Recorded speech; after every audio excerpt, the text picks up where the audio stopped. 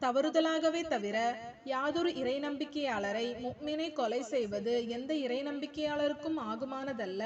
உங்களில் எவரேனும் யாதொரு இறை நம்பிக்கையாளரை தவறுதலாக கொலை செய்து விட்டால் அதற்கு பரிகாரமாக இறை நம்பிக்கையாளர்களாகிய ஓர் அடிமையை விடுதலை செய்ய வேண்டும்.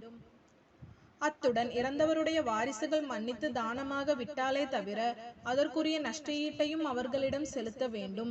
இறந்த அவன் உங்கள் எதிரி இனத்தவனாக இருந்து நம்பிக்கையாளராகவும் இருந்தால் நம்பிக்கையாளராகிய ஓர் அடிமையை விடுதலை செய்தால் போதும். நஷ்டஈடு கொடுக்க வேண்டியதில்லை. இறந்த அவன் உங்களுடன் உடன்படிக்கை செய்து கொண்ட வகுப்பாரில் உள்ளவனாக இருந்தால் அவனுடைய வாரிசுகளுக்கு நஷ்டஈட்டை செலுத்துவதுடன் நம்பிக்கையாளரான ஓர் அடிமையை விடுதலை செய்ய வேண்டும்.